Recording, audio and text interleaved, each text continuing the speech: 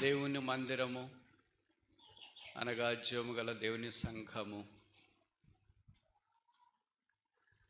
ఆయన సంకల్ప ఏర్పాటులో జగత్తు పునాది వేయబడక మునిపే సృజించబడిన ఆయన శరీరం కాలక్రమేణా ఆయా స్థలాలలో ఆయన సంకల్పమును బట్టి, ఉద్దేశమును బట్టి, దయాపూర్వకమైన ఏర్పాటును బట్టి ఆ శేషాన్ని ఉంచుతూ వచ్చినాడు. పౌలు అపోస్తులుడు అలాంటి పరిచర్య కొరకై దేవుడు వాడుకున్న ఘనమైన పాత్ర. ఆయన మిషనరీ ప్రయాణాల్లో బహుశా 14వ అధ్యాయం అపోస్తుల కార్యములో లుస్రా, దెర్బే ప్రాంతాలకు రావడం తటస్థించింది. అక్కడ బహుశా తిమోతి పౌలు ద్వారా దేవుని సువార్తను విని రక్షణ పొంది ఉండవచ్చు.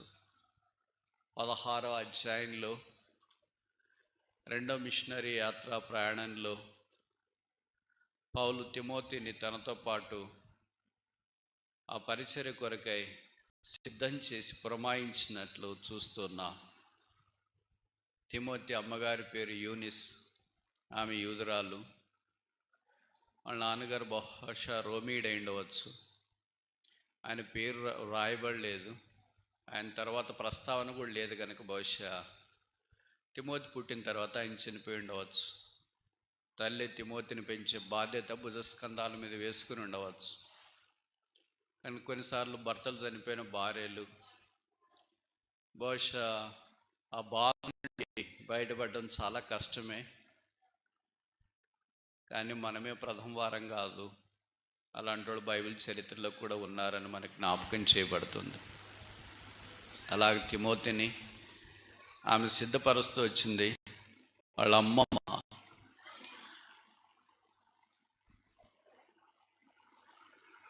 ఆమె సహాయం చేస్తూ వచ్చింది.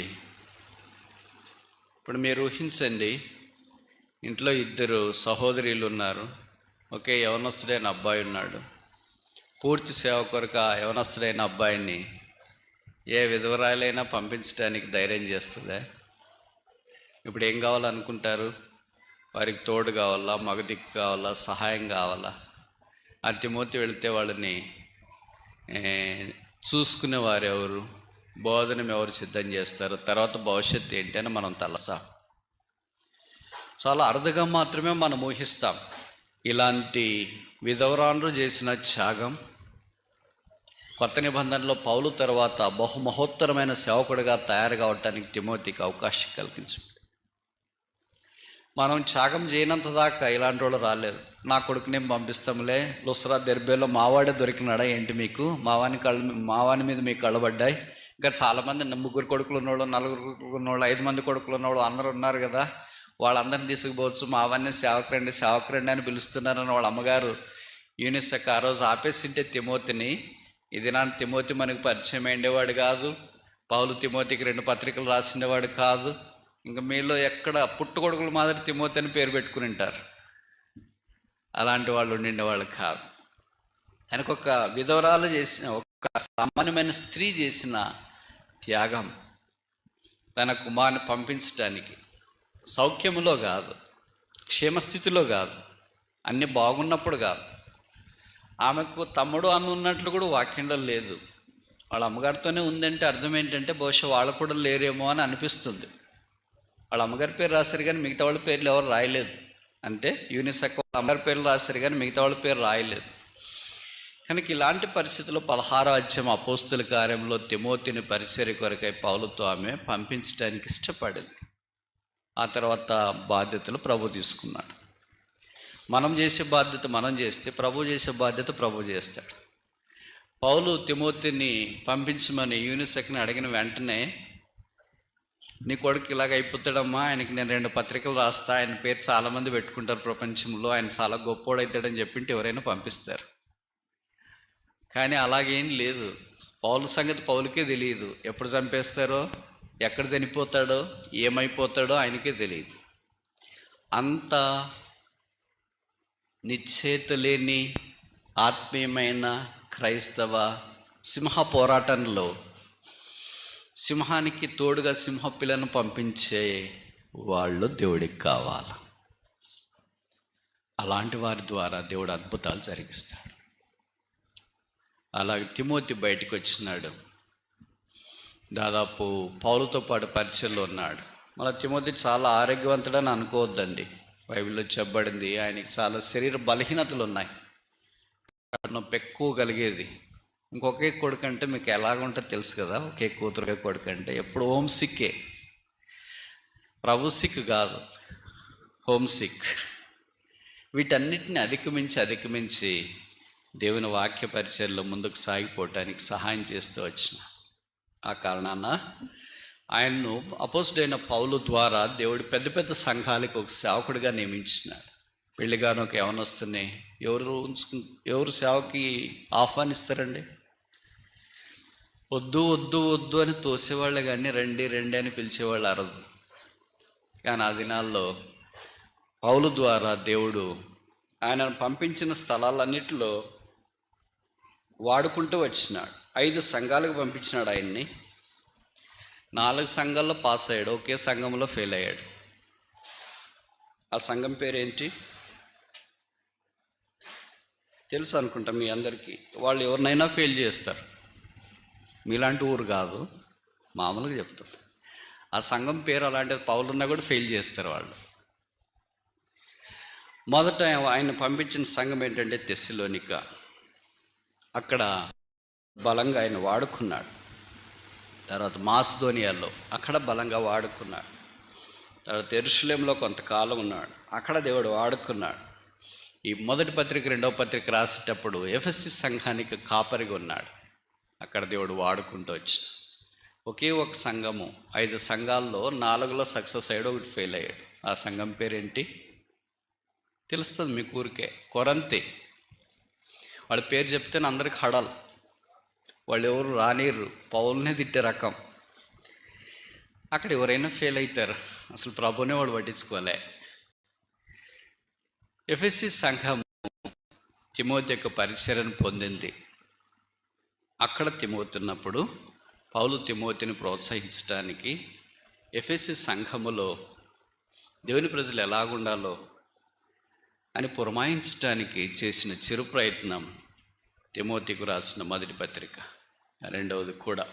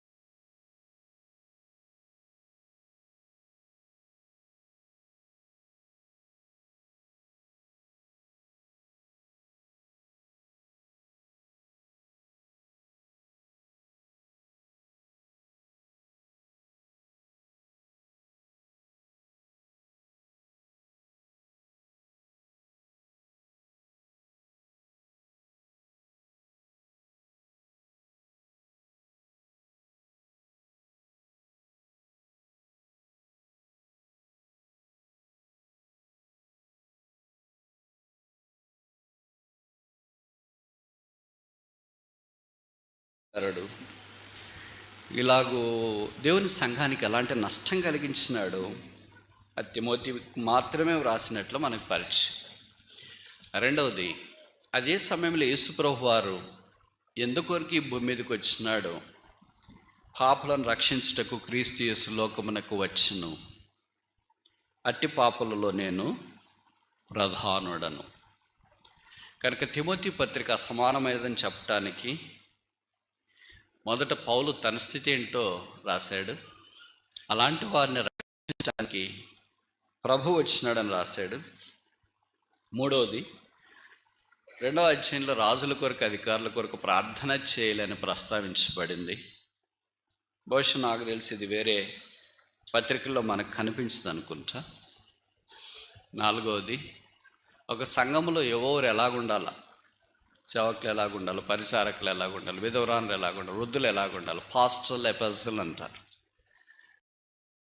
సంఘములు ఎలాగుండాలని ఒక మాన్యువల్ మాదిరి ఆ సంగతులన్నీ తిమోతి పత్రికలో ప్రస్తావించబడుతూ వచ్చు. 5వది ఆఖరిది, తిమోతిని అపోస్తలుడైన పౌలు ఒక ప్రత్యేకమైన పేరుతో సంబోధించినాడు. నేను ఎప్పుడు చెప్తుంటా, ఈరోజు కూడా చెప్తా. బైబిల్లో దైవజనుడా అని ఎంతమందిని సంబోధించినారు? పాత నిబంధనలు ఎంతమంది, కొత్త నిబంధనలు ఎంతమంది, మొదటి ఎవరు, ఆఖరి ఎవరు? మనం ఏమన్నా ఆ టైపా? నేను చెప్పే మాటలు, ప్రశ్నలు మీకు అర్థమైంటాయి. 5 ప్రశ్నల్లో మొదటి ప్రశ్న ఏంటంటే, బైబిల్లో దైవజనుడు అని ఎంతమందిని గురించి పరిశుద్ధాత్మ దేవుడు రాశాడు? రెండవ ప్రశ్న ఏంటంటే, పాత నిబంధనలు ఎంతమంది? మూడవ ప్రశ్న ఏంటంటే, కొత్త నిబంధనలో దైవజనుడని బైబిల్ లేదా పరిశుద్ధాత్మ దేవుడు సంబోధించిన వారు ఎంతమంది? మొట్టమొదట దేవుడు దైవజనుడని ఎవరిని వాక్యంలో సంబోధించాడు? ఆఖరికి ఎవరిని సంబోధించినాడు? మనం ఏమైనా ఆ టైపా? మనమంటే మీరంతా అదే టైపే అనుకుంటా, నేను మాత్రం కాదు. నాకు తెలిసి దాదాపు 8 మందిని దైవజనుడని పరిశుద్ధాత్మ దేవుడు బైబిల్లో సంబోధించినట్లు మన వాక్యంలో గమనించవచ్చు. ఆ మొట్టమొదటి వ్యక్తిని దేవుడు దైవజనుడని ఎవరినన్నాడు? ఏదో ఒక పేరు చెప్పాడు, మీకు తెలిసింది, ఆదాము, హేబేలు, అట్లా. మోషే. దైవజనుడు అంటే అర్థమేంటి? దైవత్వం యొక్క జన్మం, దేవుని యొద్ద నుండి జన్మించినట్లుగా మాట, సంభాషణ, ప్రవర్తన, జీవితము అన్నీ కలిగి ఉంటే వాడిని అలాగ సంబోధిస్తారు. పాత నిబంధనలో 7 మంది ఉన్నారు. మొదటి వ్యక్తి మోషే, తర్వాత ఆఖరి వ్యక్తి ఇగ్దయాల్ అని ఒక ఆయన ఉంటాడు. తర్వాత ఒకే ఒక వ్యక్తి, ఆయన పేరే తిమోతి. కొత్త నిబంధనలు ఎంతోమంది గొప్ప భక్తులు ఉన్నారు కదా, వాళ్ళకి దైవజనుడని బిరుదు రాలేదు. ఇది ఎంత అరుదైన బిరుదో చూడాలి. కానీ ఇప్పుడు మనం ఈ బిరుదుని అందరికీ వాడేస్తున్నాం, అందరూ పెట్టుకునేస్తున్నారు ఎవరు ఇకపోయినా. కానీ పౌలు ఈ బిరుదుని ఒకరికి ఆయనకు కూడా పెట్టుకోలే. ఆయనకంటే గొప్ప దైవజనులు ఎవరు ఉంటారండి కొత్త నిబంధన కాలంలో? ఆయన కూడా పెట్టుకోలే. ఆయన ఎవరు పెట్టమని కూడా కోరలేదు. కానీ ఆయన ఈ తిమోతికి బిరుదిస్తున్నాడు. కనీసం ఈ 5 కారణాలను బట్టి తిమోతికి రాసిన మొదటి పత్రిక అసమానమైనది అని మనం గుర్తించవచ్చు. 3వ అధ్యాయం 15వ వచనంలో, దేవుని మందిరములో అనగా, దేవుని మందిరం అంటే మనం ఏమనుకుంటామంటే, ఇట్లా ఒక స్టేజ్ ఉంటుంది, టేబుల్ ఉంటుంది, మైకులు ఉంటాయి, కిటికీలు ఉంటాయి, మ్యూజిక్ సిస్టమ్ ఉంటుంది, బల్ల ఉంటుంది, బల్ల మీద సామాగ్రి ఉంటుంది, చివరి కానుకలు పెట్టి ఉంటుంది, వచ్చిపోయే వాళ్ళు ఉంటారు, బయట చెప్పుల స్టాండ్ ఉంటుంది, నీళ్ళ క్యాన్లు పెట్టింటారు, బయట ఇంకా వాష్రూమ్లు అన్నీ ఉంటాయి. ఇదే అనుకుంటాం మనం. అది భౌతికమైన సామాగ్రి. ఇక్కడ దేవుని మందిరం అనగా ఒక టేబుల్, ఒక బల్ల, ఒక చెక్క, ఇవి రాశాడా? ఆ మాట రాయలేదు. ఇక్కడేం రాశాడు? అనగా జీవము గల దేవుని సంఘం. ఇప్పుడు దేవుని మందిరం అనే మాట మొదట బైబిల్ యాకోబు వాడాడు. ఆదికాండం 28వ అధ్యాయంలో ఆయన బెర్షెబా నుండి లాబాను వైపు, హారాను వైపు పరుగులు తీస్తున్నప్పుడు రాత్రి ఏం చేయాలో తోచక ఒక స్థలంలో పరుండినాడు. దేవుడు ఆయనకి ప్రత్యక్షమైనాడు, నిచ్చెన చూసినాడు, దేవుని మాటలు విన్నాడు, దేవదూతలు ఎక్కుచూ దిగుచుండే చూసినాడు. అందుకే ఆ స్థలానికి దేవుని మందిరం అని పేరు పెట్టాడు. This is the house of God. ఇప్పుడు చెప్పండి, అక్కడ టేబుల్ ఉందా?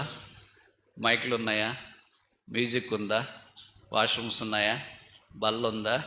కానక పెట్టా ఎల్డర్స్, సండే క్లాస్ టీచర్స్, ఊరు ఎవ్వరు లేరు. అది దేవుని మందిరం అంట. మరి ఎవరు లేకుండా దేవుని మందిరం అంటే మీరు నమ్ముతారా? ఎవరు లేకుండా దేవుని మందిరం అంటే ఆయనకు ఒకటి దేవుడు ప్రత్యక్షమయ్యాడా ఏంటి? మేమంతా అసలు ఎప్పటి నుండో దేవునితో నడిచేవాళ్ళని మనం అనుకుంటాం.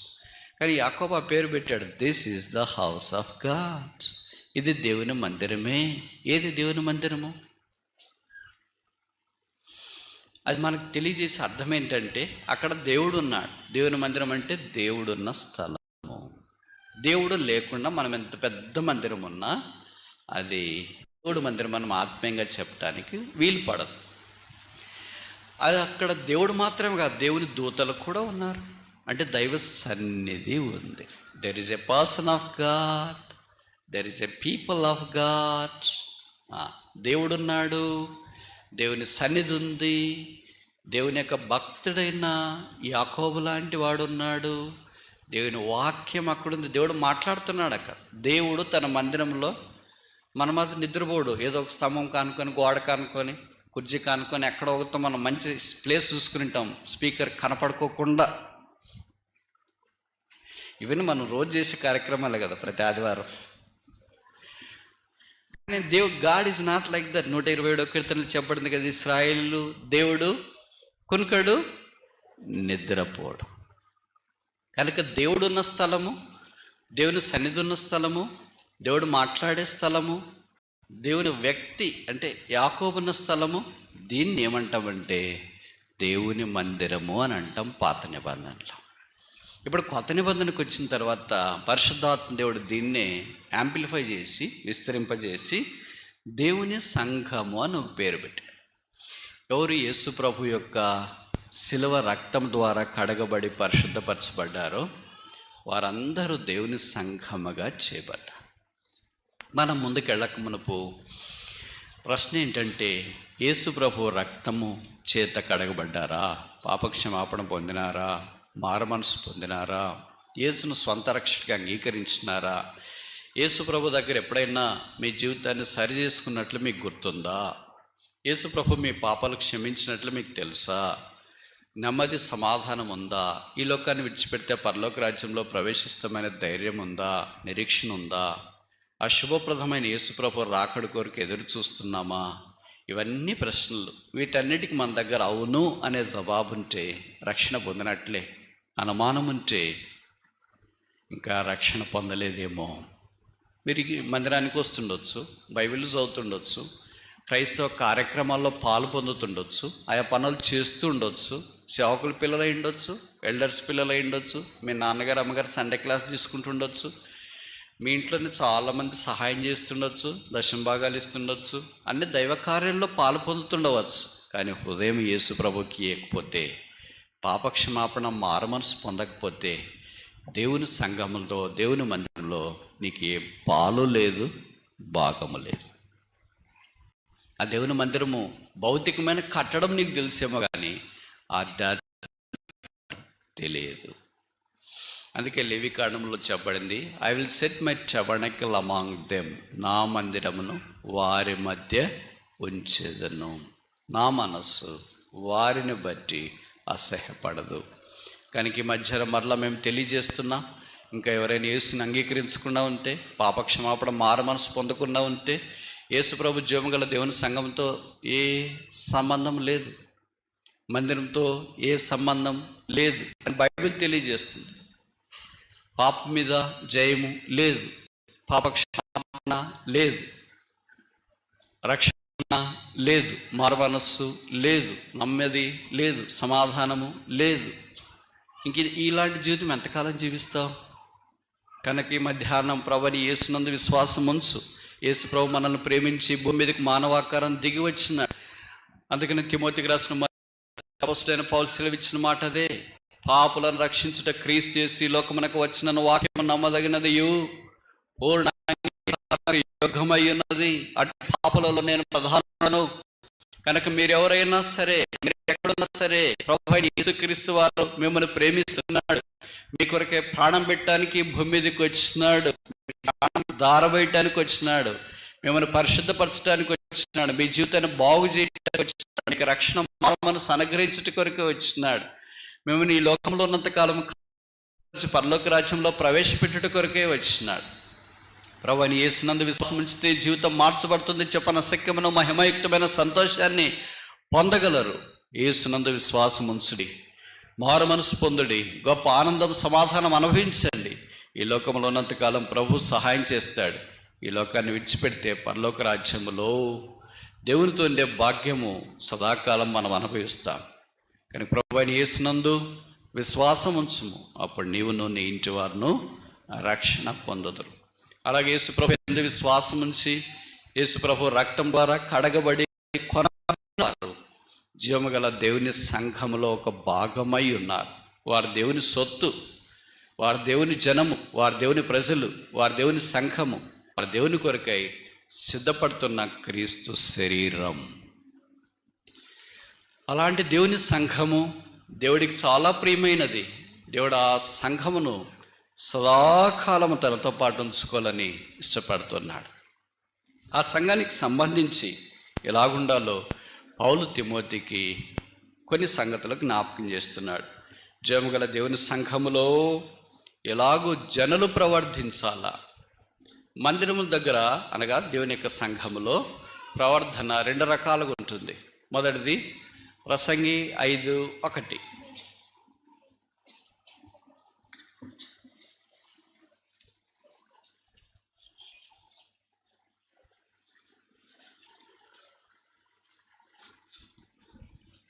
ప్రసంగి 5:1. నీవు దేవుని మందిరమునకు పోవున్నప్పుడు నీ ప్రవర్ధన జాగ్రత్తగా చూసుకొనుము. దేవుని మందిరమునకు పోవున్నప్పుడు ప్రవర్ధన. 1 తిమోతి 3:15 ప్రకారం ఏంటి? దేవుని మందిరంలో ప్రవర్ధన, behaviour while you go out into the house of the Lord. దేవుని మందిరానికి వెళ్ళేటప్పుడు ప్రవర్ధన, వెళ్ళిన తర్వాత కూడా ప్రవర్ధన. మనం కొన్నిసార్లు వెళ్ళేటప్పుడు చాలా జాగ్రత్తగా ఉన్నట్లు ఉంటాం, వెళ్ళిన తర్వాత అంత జాగ్రత్తగా ఉండకపోవచ్చు. కొన్నిసార్లు వెళ్ళిన తర్వాత లోపల జాగ్రత్తగా ఉండొచ్చు, వెళ్ళకముందు జాగ్రత్తగా ఉండకపోవచ్చు. పాత నిబంధన అంతా మనకి ఏ జ్ఞాపకం చేస్తుందంటే వెళ్ళేటప్పుడు out side behaviour, out side the church of God. కొత్త నిబంధన ఏ జ్ఞాపకం చేస్తుంది? Behaviour inside the church of God. పాత నిబంధనలో దేవుని సంఘానికి వెలపట దేవుని మందిరంలో ఎలాగ మనం ప్రవర్తించాలో జ్ఞాపకం చేస్తుంది. కొత్త నిబంధన దేవుని మందిరంలో మనం ఎలాగ ప్రవర్తించాలో జ్ఞాపకం చేస్తుంది. ఏంటి మన ప్రవర్తన అంత ప్రాముఖ్యమా? అవును, ప్రాముఖ్యం. ఎలా ప్రవర్తించాలా అనేది మనం ఈ దినం రేపు కొన్ని సంగతుల వాక్యం ఆధారం చేసుకొని నేర్చుకోవటానికి ప్రయత్నం చేస్తాం. అంతకు మునుపు దేవుని మందిరములో దేని విషయంలో మన ప్రవర్తన ఎలాగ ఉండాలనేది 6 అధ్యాయంలో 6 సంగతులు ప్రస్తావించున్నాడు. మీరు అనుమతిస్తే ఒక్కొక్కటి మొదటి సెషన్లో నేర్చుకోవటానికి మనం పూనుకుందాం. మొదటిది తిమోతికి రాసిన మొదటి పత్రిక 1వ అధ్యాయం, 1 తిమోతి చాప్టర్ 1. తిమోతికి రాసిన మొదటి పత్రిక 1వ అధ్యాయము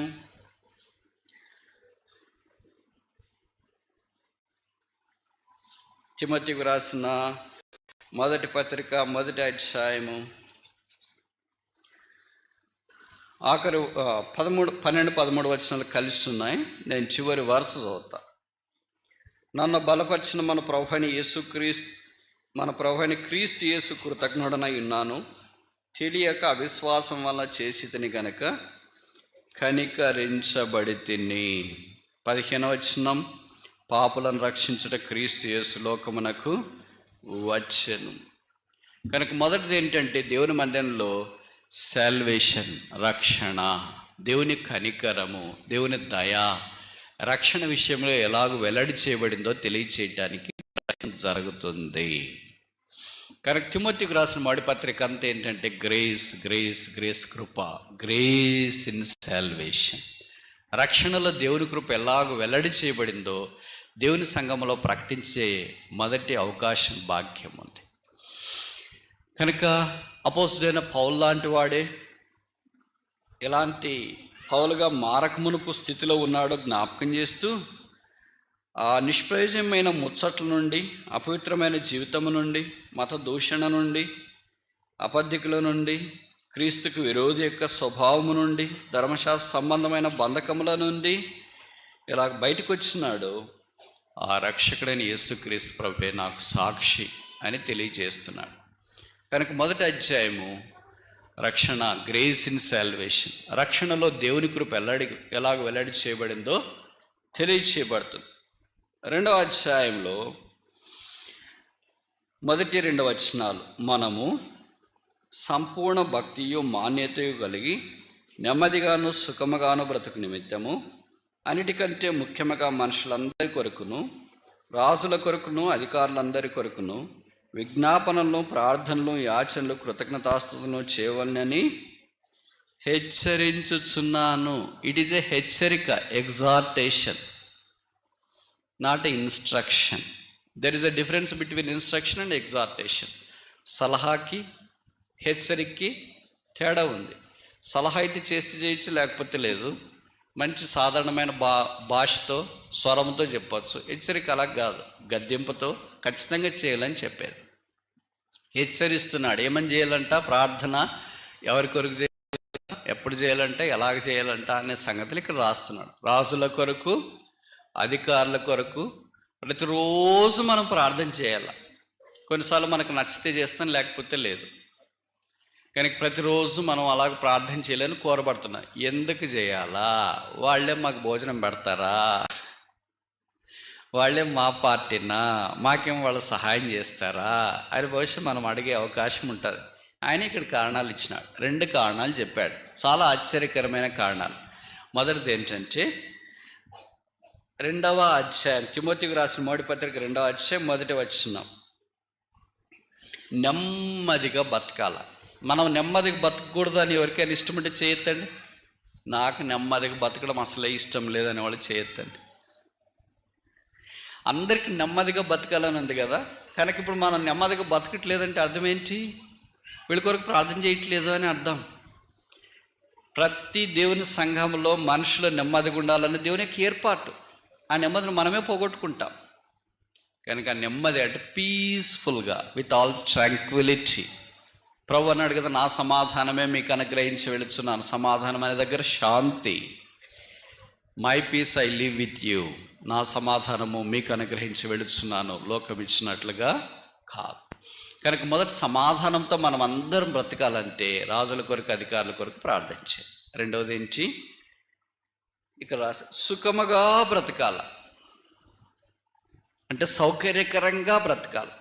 ఈ 2 మనం బ్రతకట్లేదు అని అంటే అర్థం ఏంటంటే మనము బహుశా రాజుల కొరకు, అధికారుల కొరకు ప్రార్థన చేయట్లేదేమో.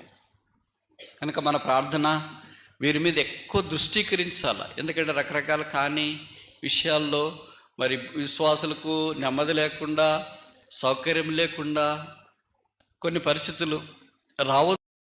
అవన్నీ రాకుండా ఆపగలిగే శక్తి ఎవరికి ఉందంటే సంఘానికి ఉంది.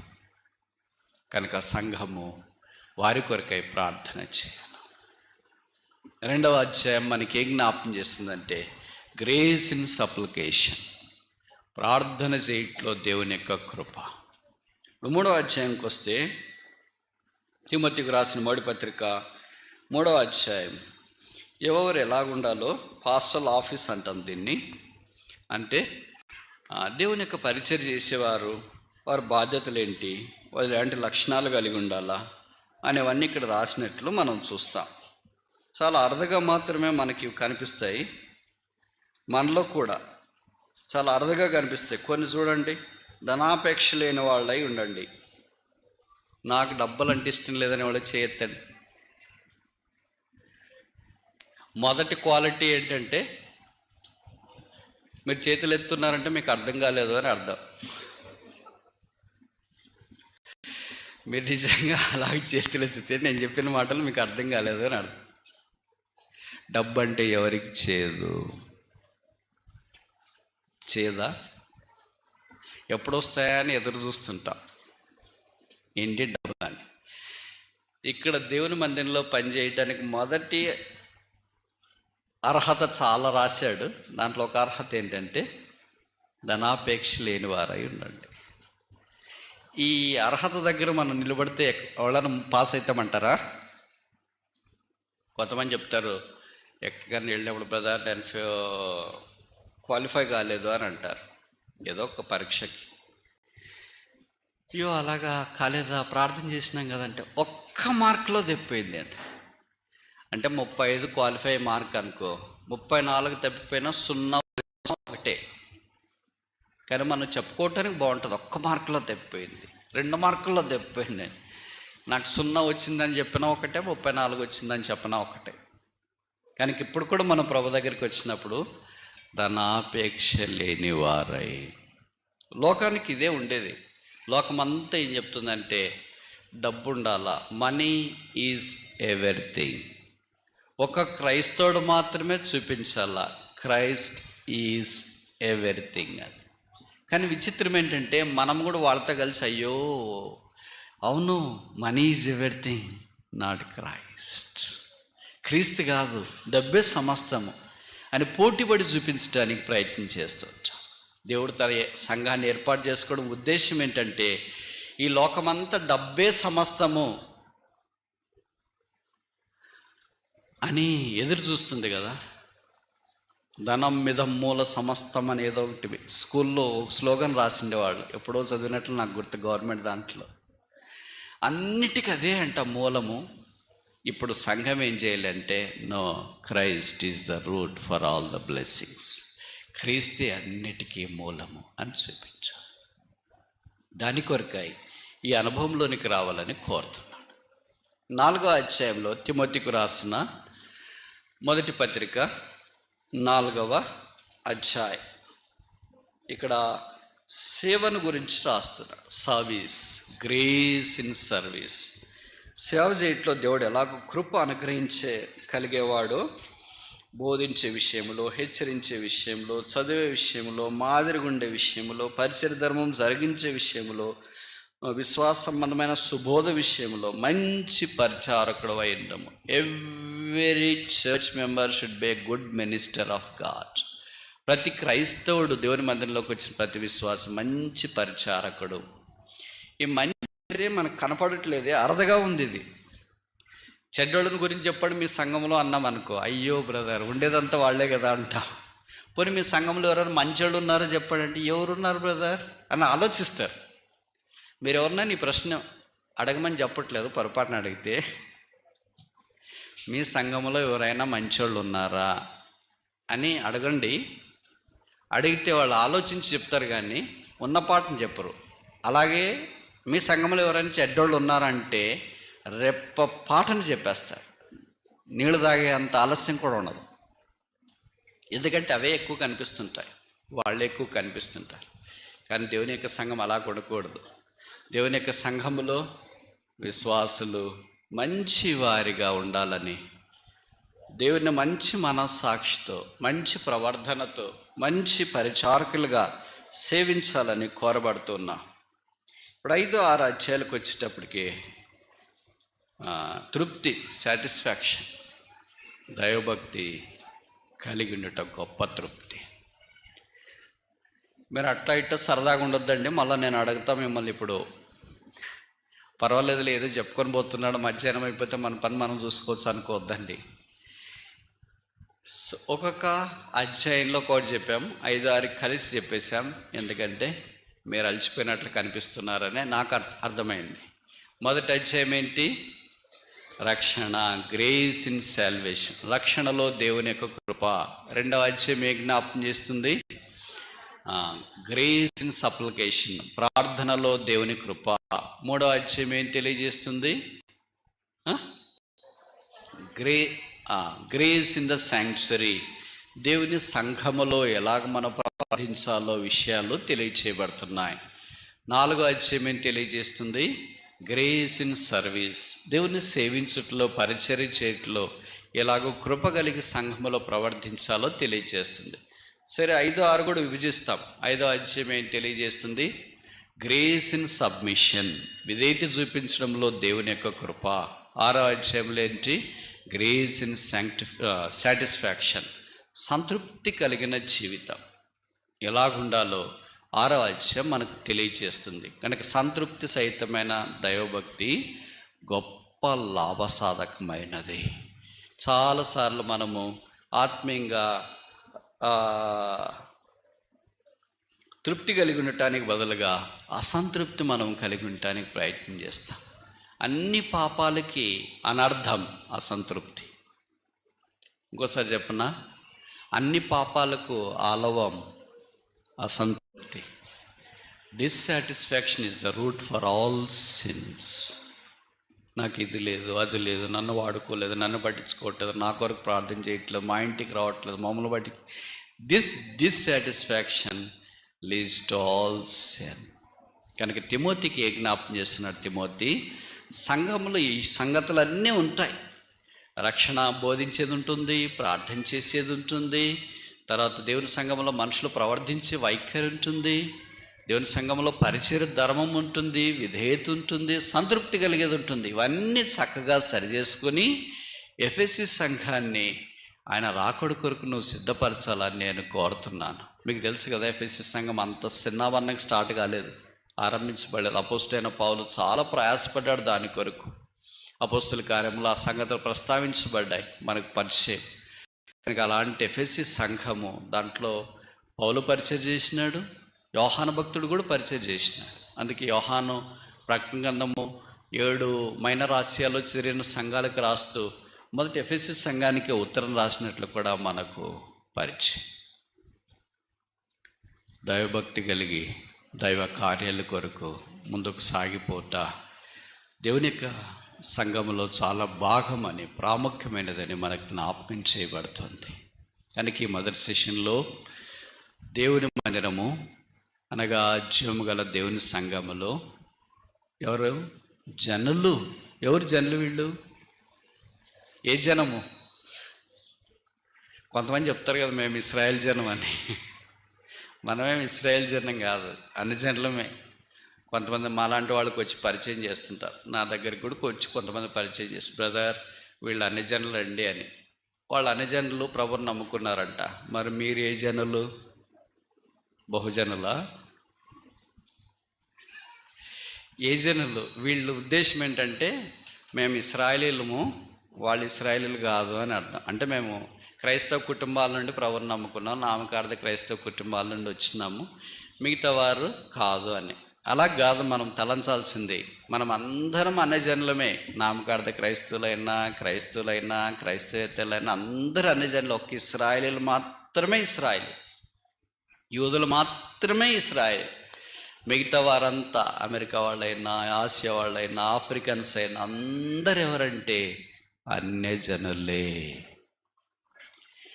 మరి ఇప్పుడు మీకు అనుమానం వస్తుంది, మేము నామకార్థ క్రైస్తవ కుటుంబంలో నుండి వచ్చి ప్రభుని నమ్ముకున్నాం, లేదా క్రైస్తవ కుటుంబంలో నుండి వచ్చి ప్రభుని నమ్ముకున్నాం, మరి మా పక్క నుండి మీకు పరిచయం చేసేవాళ్ళు అలాంటి వాళ్ళు కాదు కదా, మరి వారిని ఎలాగ పరిచయం చేయాలి, వారిని ఎలాగ గుర్తించాలంటే వారు నాన్ క్రిస్టియన్స్ యేసు ప్రభుని నమ్ముకున్నారు, క్రైస్తవేతరులు యేసు ప్రభుని నమ్ముకున్నారు. అర్థమైంది నేను చెప్పే మాట? కనుక జనులు అంటే ఎవరంటే, ఇక్కడ కొత్త నిబంధనకు మనం వచ్చేటప్పటికి అందరూ యేసును అంగీకరించిన వారు. మీకు తెలుసు కదా, తిమోతినే ఒక హైబ్రిడ్ జనరేషన్. అంటే వాళ్ళ అమ్మగారు యూదురాలు, వాళ్ళ నాన్నగారు యూదుడు కాదు. ఇక పౌలు ఆయన్ని తీసుకుని వాక్య పరిచయకు పోతా ఉంటే వాళ్ళు కొంతమంది ప్రశ్నించే వాళ్ళు మనలాంటి వాళ్ళు ఉంటారు కదా. ఆ యూదులు అయిన తర్వాత ఖచ్చితంగా సున్నతి చేసుకోవాలని వాడిని అంటి పెట్టుకుని అలాగ పరిచయం చేస్తారండి అని. కనుక పౌలు తిమోతికి కూడా సున్నతి చేయించినట్లు వాక్యంలో మనం గమనిస్తాం. కనుక విచిత్రం ఏంటంటే రకరకాల దీని గురించి ఆలోచన చేసేవారు ఉంటారు, కానీ ఆధ్యాత్మికమైన సంగతిని గురించి ఆలోచన చేసేవారు తక్కువ. ఈ మధ్యాహ్నం దేవుని సంఘమైన దేవుని ప్రజల మధ్యలో మన ప్రవర్తన వెలపట్ట లోపట చాలా ప్రాముఖ్యం. ప్రవర్తన అంటే ఏమేమి వస్తాయి? నేను కాదు ఈ మాటలు చెప్పేది. 6000 సంవత్సరాల్లో మహాజ్ఞాని అయిన సొలొమోను ఇలాగన్నాడు. ప్రవర్తన అంటే మామూలుగా మనం ఎలాగ నడుస్తున్నాం, ఎలా కూర్చుంటున్నాము అనేది మనం అనుకుంటాం. దీన్ని కాండక్ట్ సర్టిఫికెట్ అంటారు. మీకు చదివిన వాళ్ళందరికీ తెలుసు కదా. చివరిలో ఉన్న కాలేజీలో నుండి బయటకు వచ్చి వేరే కాలేజీలో చేరాలన్నప్పుడు ఒక టీసీ ఒకటి ఇస్తే సరిపోదు, క్యాస్ట్ సర్టిఫికెట్ ఒకటి ఉంటే సరిపోదు, ఇన్కమ్ సర్టిఫికెట్ ఒక్కటే ఉంటే సరిపోదు, అవసరమైన సర్టిఫికెట్ ఒకటి ఉంటుంది. కాండక్ట్ సర్టిఫికేట్ అని, ప్రవర్ధన సర్టిఫికేట్. అది ఖచ్చితంగా ప్రతి కాలేజీలో నుండి, ప్రతి స్కూల్లో నుండి తీసుకోవాలి. బాగాలేకపోయినా బాగుందని రాస్తారు అనుకో, అది వేరే విషయం. ఒక స్కూల్లో చదివినప్పుడే కాండక్ట్, బిహేవియర్ అంత ప్రాముఖ్యమైతే మరి దేవుని మందిరమైన ఈ పరిశుద్ధ స్థలంలో కూడా మన ప్రవర్తన ఎంతో ప్రాముఖ్యంగా ఉండాలి కదా. అందుకే ప్రవర్తన అంటే మనకు జ్ఞాపకం చేసే సంగతులు ఆయనే రాశాడు. ప్రసంగి 5వ అధ్యాయం, ప్రసంగి 5వ అధ్యాయం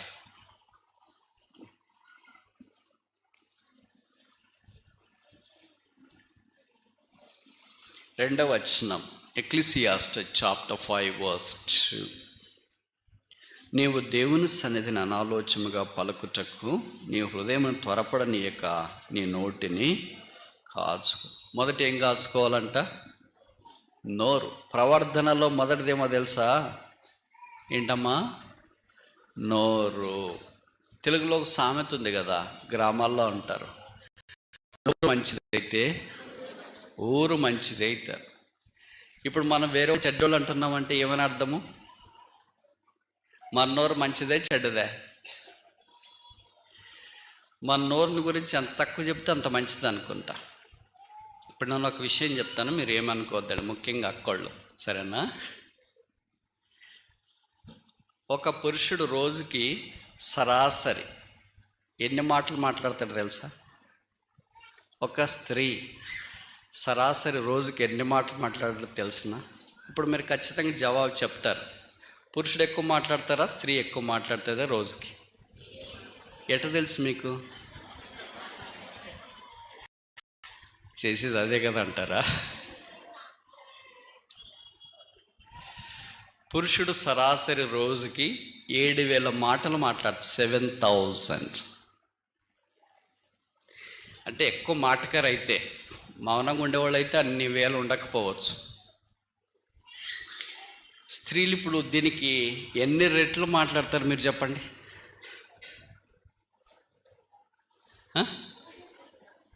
నువ్వు స్త్రీ కాదు కదా, ఎందుకు? స్త్రీలు దీనికి ఎన్ని రెట్లు ఎక్కువ మాట్లాడతారు? 2 రెట్ల, 3 రెట్ల, 4 రెట్ల, 5 రెట్ల, 10 రెట్ల? అసలు లెక్కే లేదా? గణాంక శాస్త్రవేత్తలు లెక్కేసింది ఏంటంటే తక్కువ మాట్లాడే స్త్రీలు ఎవరైనా ఉంటారు, మీరు కాదు, మామూలుగా చెప్తున్నా, 3 రెట్లు అధికంగా, అంటే 21,000 పదాలు రోజుకు వాళ్ళు పలుకుతారు. ఎక్కువ మాట్లాడే వాళ్ళు ఉంటారనుకో, గోలగోలు చేస్తుంటారు కదా వాళ్ళు. బయట కొళాయి దగ్గర ఉన్న గోలే, మధ్యన దగ్గర ఉన్న గోలే, చెప్పుల స్టాండ్ దగ్గర ఉన్న గోలే, వంటశాల దగ్గర ఉన్న గోలే, ఎక్కడున్న పలానా వాళ్ళు వచ్చినారని మనకి ఇట్టే అర్థమైపోతుంది. ఎవరు చెప్పాల్సిన పనిలే, నోరే చెప్తుంది. వాళ్ళు ఎన్ని మాట్లాడతారు తెలుసా? రోజుకి 1,00,000. నిజంగా ప్రభువుని మనం దేనికి స్తుతించాలో తెలుసా? రోజుకు 1,00,000 మాట్లాడుతున్నా కూడా నోరు అట్లే ఉంది. అదేం డ్యామేజ్ కాలేదు, దానికి ఏం ఆయిల్ వేయాల్సిన పని లేదు, గ్రీస్ వేయాల్సిన పని లేదు. నోరు ఇలాంటి దానికి ఎక్కువ మనం వాడతాం. కానీ ఈ మహాజ్ఞాని చెప్పిన మాటలు ఏంటంటే, దేవుని మందిరానికి వెళ్ళేటప్పుడు నోరు జాగ్రత్త. కీర్తనకాడన్నారు, నా నోరు ఏం చేస్తుంది తెలుసా? ఏం చేస్తుంది? నోటితో స్తుతిస్తాడంట.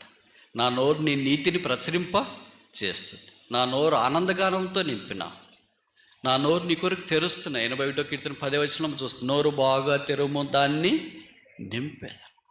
ప్రభువు కొరకు మన నోరు వాడబడి ఉండడం చాలా ప్రాముఖ్యం. కనుక ప్రవర్ధనలో మొదటి. 2వది ప్రసంగి గ్రంథం 5వ అధ్యాయం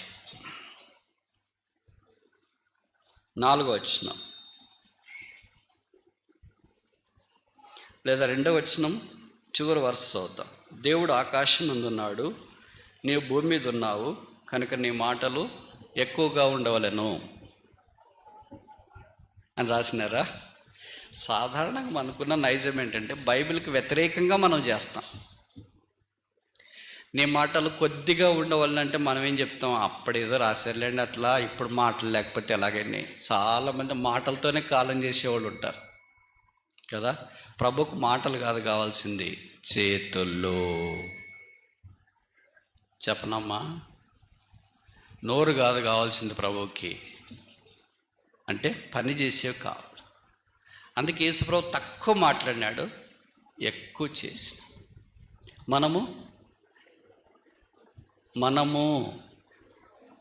ఎక్కువ మాట్లాడతాము, తక్కువ చేసాం కదా, ఏం చేయట్లేదు. మనమే అలాగా భ్రమపరుచుకుంటున్నాం, మనం తక్కువ చేస్తున్నామని. ఏంట్లేదు, సున్నా. ప్రభువు వచ్చిన వారితో మాట్లాడడం కంటే ఎక్కువ పరిచయం చేశాడు. అందుకని భూమి మీద ఉన్న దేవాలయం, సంఘం. ఇంకొక మాటలో చెప్పాలంటే, ఆయన దేవాలయమును పడగొట్టుడి, 3 దినాల్లో దాన్ని నేను లేపుతా. ఆయన శరీరమే దేవాలయం. కనుక మనం కూడా ఆత్మ సంబంధమైన జీవితాల్లో మన ప్రవర్తన దేవుని మందిరం వెలపట, దేవుని మందిరం లోపట జాగ్రత్తగా ఉంచుకోవాలని కోరబడుతున్నాం. దేవుడు అలాగుండనట్లు మనకు సహాయం చేయనుగాక. ప్రార్థన.